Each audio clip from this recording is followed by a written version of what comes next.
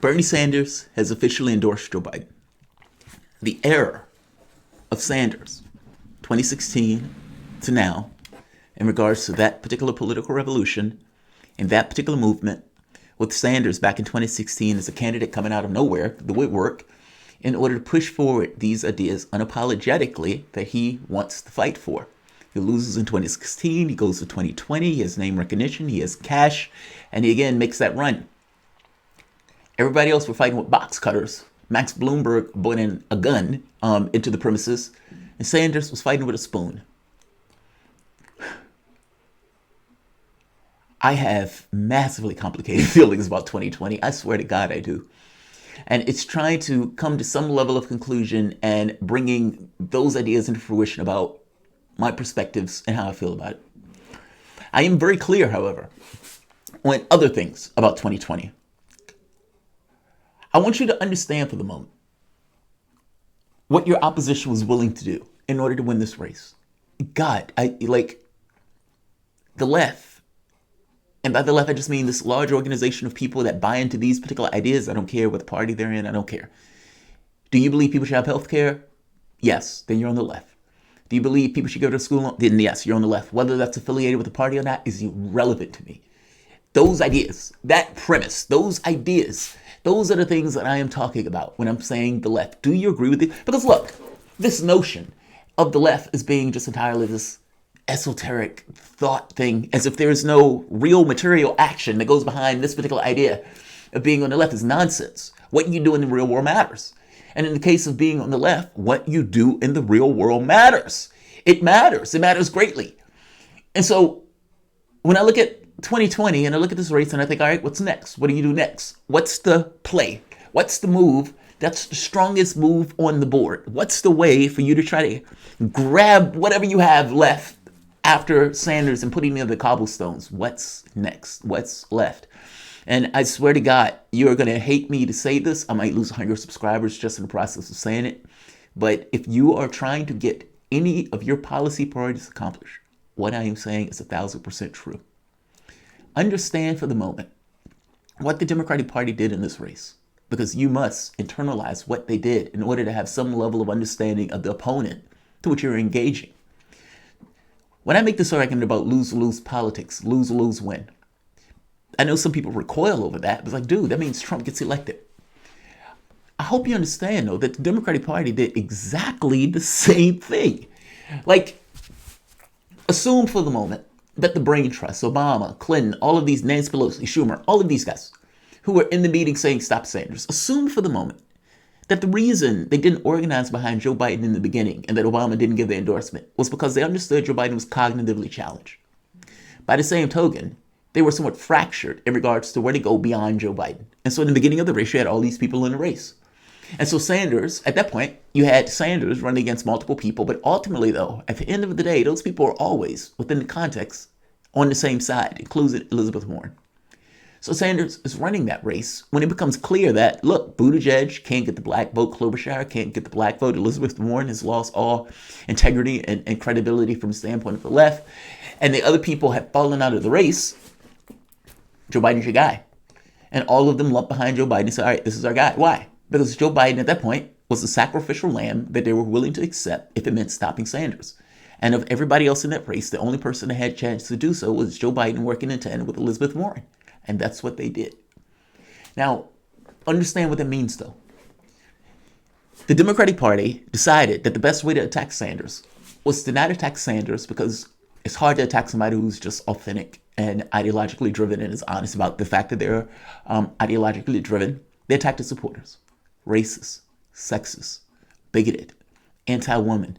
By very definition of you supporting Sanders, it means you are sexist. These are the attacks. They're bros, they're aggressive, they're abusive to women.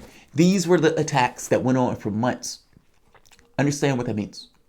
The Democratic Party, who would need those supporters, because regardless of what they say, they treated the left as if they were Trump supporters and as if they were these things that were somehow separate and distinct from their party and that have backed their party for all of these years. You're sexist, racist, bigoted. These are exactly the same thing they say about Trump supporters. And this is what they were willing to say about the left. Why? Would they say that about the left if they believed that the left would say, yeah, fuck you in the end when they were trying to get elected?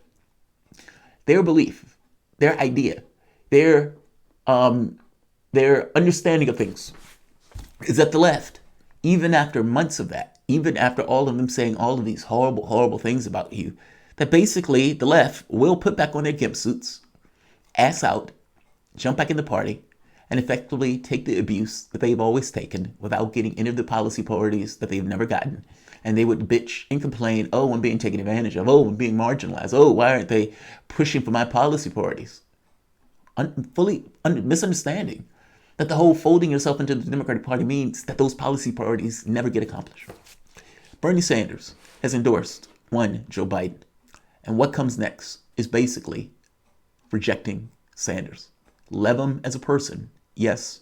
But at this point, Bernie Sanders is working with the exact same machine that is against all of your policy priorities getting accomplished. Not saying he's a bad guy, not saying he's changing any fundamental way. He's still lovable. He's still Bernie. By the same token, he is also supporting Joe Biden. And if my argument was that Bernie Sanders' friendship with Joe Biden should not have been a hedge and him going after Joe Biden in that political game space, meaning your friendship doesn't apply in regards to political combat. Your job is to win. That's all. People are giving you nearly $250 million to win.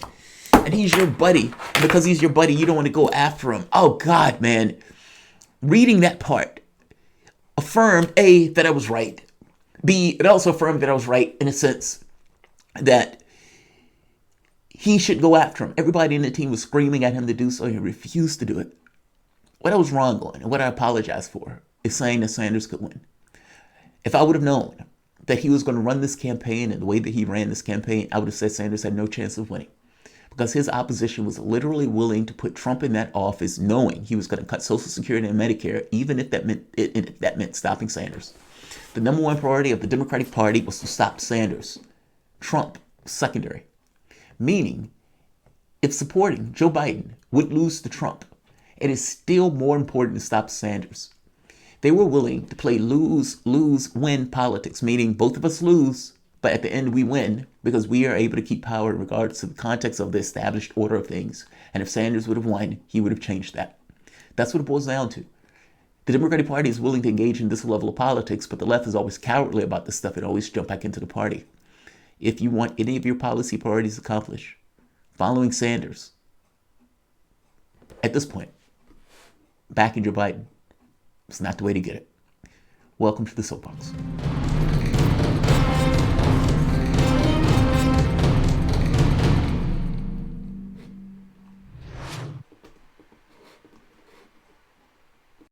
Shore up our democracy. We all have to know the clock is ticking. We don't have a moment to waste in combating the climate crisis. It's an existential threat to us. In short, we need to build a fair, more inclusive, more resilient America. And with that in mind, I'd like to welcome to this conversation a leader who shares those values and has been an outspoken advocate for that vision for a long time. My friend, Senator Bernie Sanders. Bernie, welcome. Joe, thank you very much for your remarks, and thank you for welcoming me to your live stream here. As you've indicated, we are living in an unbelievably unprecedented moment. You and I were chatting a few months ago. Not in a million years would we have believed that we would be talking to each other in our respective homes, that we could not, do rallies, that we could not get out of the house. We would not have believed that we'd be looking not only at a pandemic, which, as you indicated, has taken over 20,000 lives in our country, 500,000 people infected, but has cost us 16 million jobs. And that's probably a conservative number. The real number is probably higher than that. So we are in a terrible moment, an unprecedented moment. And I know we share the understanding that we've got to go forward right now and out of this in an unprecedented way to address the terrible pain that so many of our fellow Americans are feeling. So today I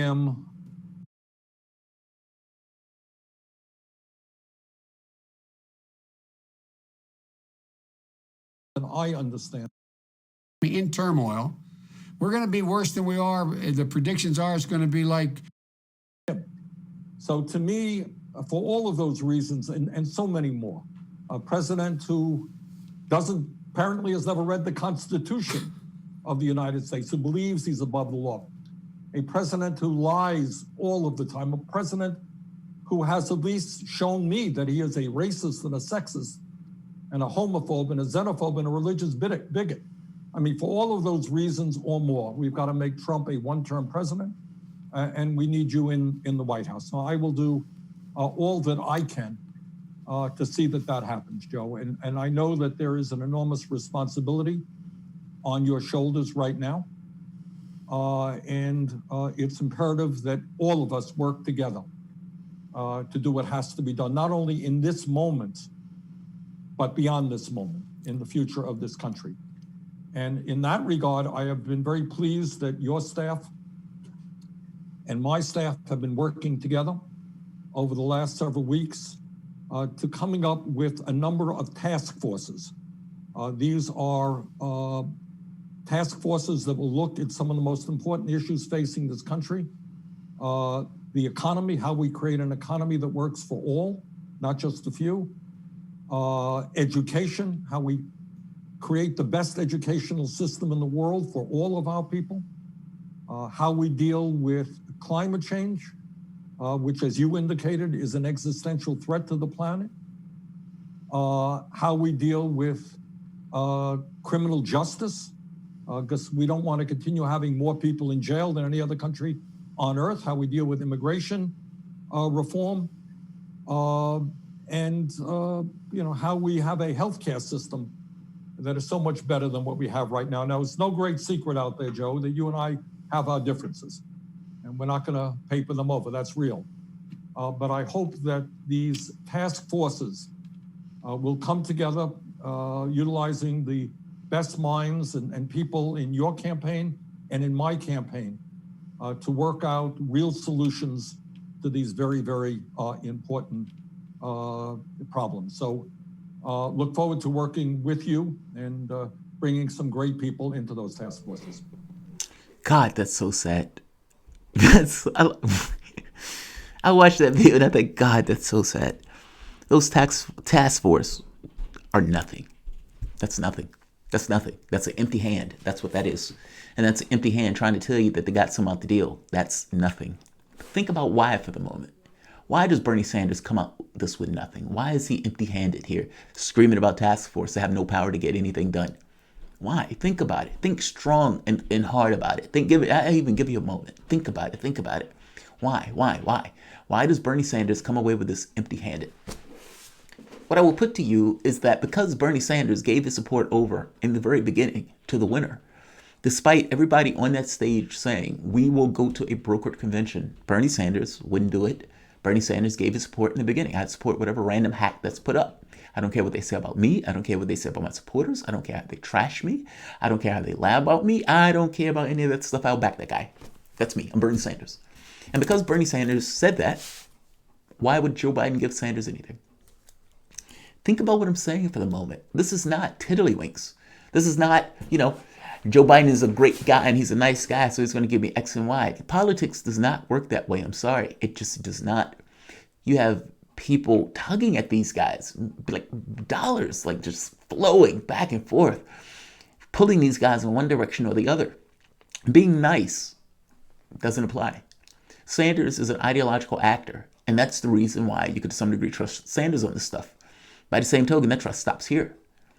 If Sanders is in this conversation and he's telling you to vote Joe Biden, think about why the weakness of this allows him to walk away saying, I got a task force, which is nothing.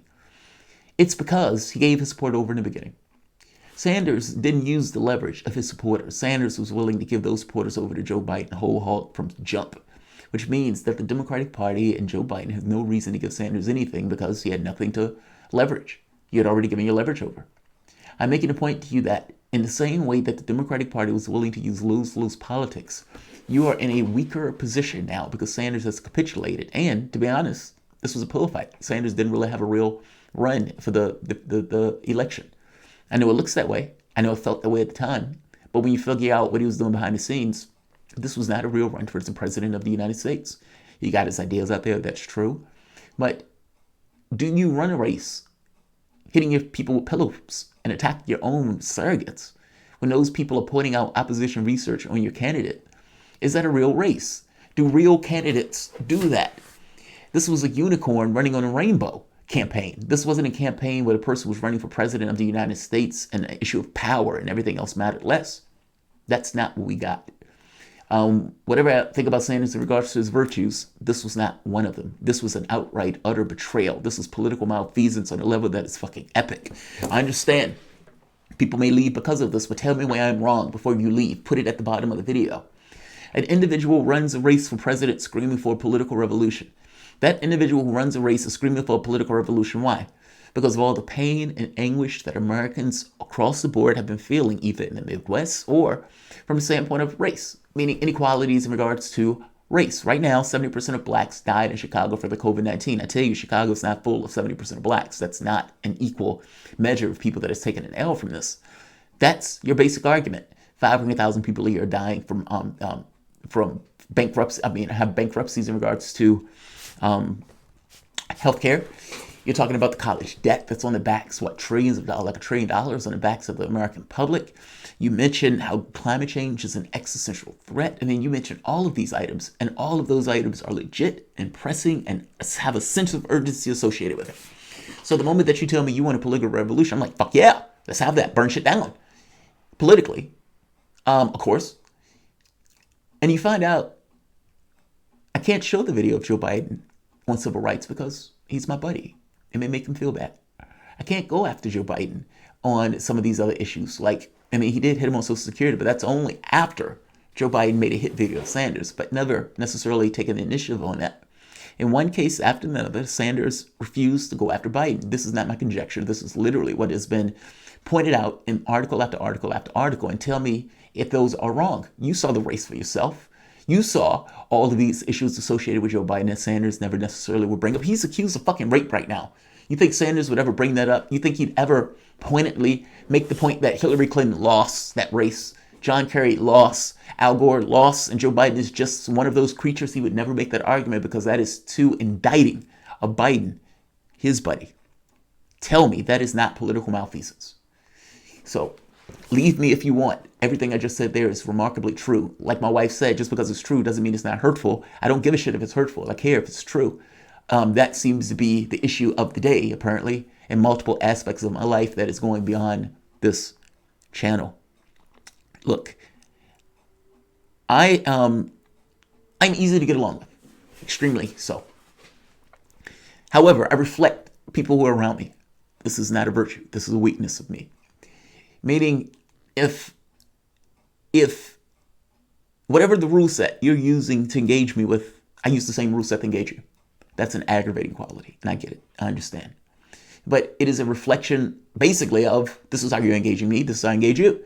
Now, maybe a more rational, maybe an adult perspective is to kind of point out you're engaging me in this particular way, and I'm fully aware of the way that we're being engaged in the dynamic that has taken place. But that's not the way it comes out. It usually comes out as this person should understand that the way they're engaging me is fucked up. And so I am going to engage them in the exact same way under their rule set to show them how fucked up this is. That creates complications sometimes, and that creates crisis points. My wife and various other people have a tendency to lessen conflict. I have no such tendency.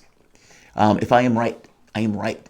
And you're going to know that I'm right. I don't give a shit if there are 1,000 people in a room shouting at me down. I will walk to the microphone. I will say, all of you are wrong and you can go fuck yourselves. Drop the mic and walk away. That's me. That is a decent quality for a show, not necessarily a great quality for interacting either with the team or necessarily in your regular life. Sanders requires that quality. You must understand where you are and what you're acting in, and your priorities and your objectives. Those things are infinitely important in anything in life, but especially in politics. How is Sanders going to get his supporters to back Joe Biden when Sanders comes to them empty-handed, defeated? What happens if Sanders sits here and says, look, Joe, you got my support, but I got to be honest. All of these kids and all of these groups that want Medicare for all and know that Medicare for all is popular and everything else, I don't blame them if they don't support you, Joe. Joe Biden would be shocked as shit would be off teleprompter and would have nothing to say, or would have to say something about, yes, I'm for it, or no, I'm against it, and go from there. But the fact that you're positioning that is a position of strength, despite the fact that you lost. You, Sanders, can harness, believe it or not, millions of people to say, I'm not voting for Joe Biden if he doesn't push Medicare for all, allowing you to go to the public that backed you with something, as opposed to this nonsense, ridiculous, painfully pathetic, embarrassing to even bring up task force that means nothing. One is a position of strength. The other one is a position of weakness. One takes a position of, yes, you have my endorsement. I back you. By the same token, I understand why these kids aren't backing you. That makes a point, tip of the spear. Now, Joe Biden can say yay, Joe Biden can say no, but ultimately Joe Biden understands that he's going to lose that race if he says no. That's a position of power. When Sanders goes out here from stadium to stadium to stadium, you must understand that is not a position of strength. That is a position of weakness. That has effectively allowed you to remain maligned, attacked, taken advantage of for the last 40 years. What I'm telling you is you need to do something different. And when Sanders gets on that stage and talks about all his priorities, you applaud him, you clap, you applaud, you stand on your feet and you shout, yes! When he says you got to vote Joe Biden, you boo the shit out of him, and you boo him for minutes. For the entire time that he's trying to talk, you boo, you boo, you boo. The entirety of that crowd needs to boo to get across we are not on board for this. Yes, you were the leader of a political revolution, but right now you're telling us to vote for a machine. And the position that you are taking politically is not a position of strength, it is a position of weakness, and ensures that the policy priorities that you espouse never get accomplished. Whether you realize it or not, Sanders, this notion that you think that you are somehow helping the Democratic Party by not bringing up Joe Biden's faults is a farce. It is the opposite of that. The entire point of primaries is to ensure that the person doesn't have a glass jaw, and that if they're going up in the general election, that they have an opportunity to win that election. You not hitting Biden allows all of those attack points to be made in the general, meaning he has not been inoculated by it, and you have no idea whether or not it's going to make more gains than what you may suspect is possible. You did not do Joe Biden any favors here, endorsing him. You did not do Joe Biden any favors, giving over your support and getting nothing in return. These task forces are ridiculous. I'm sorry, they're nothing. And no, you did not do any favors to your supporters or to America itself by not coming with forced concessions from Joe Biden. I don't give a shit what Joe Biden thinks about Medicare for all. You are for it. And you being for it, taking a position that tries to force him to acquiesce to your demands, a demand that is popular across the board, across the United States, Medicare for all. That's political force. That's political pressure. The ability to say, I can make you lose. You don't want to do that, but you should do that if you're trying to push for a revolution. And believe it or not, if your objective is to get Joe Biden elected. If you're on the left and you really want political concessions, I promise you, look over the last 40, 50 years. This is not the way to do it. And you have 40 and 50 years to prove my point is being absolutely and entirely 100% indubitably correct. Brent McKinney. Thank you, Brent McKinney. For Aisha's mom, thank you for caring for the sick. Aww. Thank you. I appreciate that. All right, I'm going to end this here because I feel myself going into, I'm slightly pissed off today about what took place earlier. It has nothing to do with this channel. It's dealing with team stuff. By the same token, I'm also pissed off at Sanders. And this is only going to go in one way in regards to the conversation, and that's me bitching about Sanders. And I don't want to do that on video. Again, I've done it before. Like I said, I got to work through my issues. Like, share, and subscribe. Thanks all. Bye-bye.